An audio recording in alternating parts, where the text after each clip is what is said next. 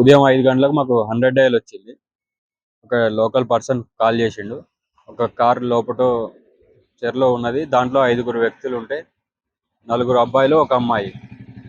ఒక 3 అబ్బాయిలు, ఒక అమ్మాయి సేఫ్గా బయటకు వచ్చారు. ఒక అబ్బాయి అందులో కనపడట్లేడు. ఇప్పుడు గజాయితగాళ్ళని పిలిపించి వాళ్ళను ఆ అబ్బాయిని బయటికి తీపించడానికి ప్రయత్నిస్తున్నాం. కారును కూడా ఇప్పుడే బయటికి తీయడం జరిగింది. ఆ 5 గంటల ప్రాంతంలో పొగమంచు చాలా ఎక్కువగా ఉంది.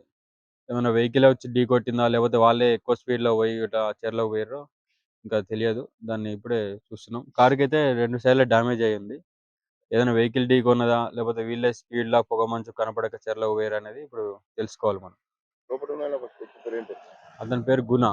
మిగతా 3 అబ్బాయిలు, ఒక అమ్మాయి వాళ్ళు బయటకొచ్చేసిర్రు. వాళ్ళని ఈషా హాస్పిటల్‌లో జాయిన్ చేసినాం.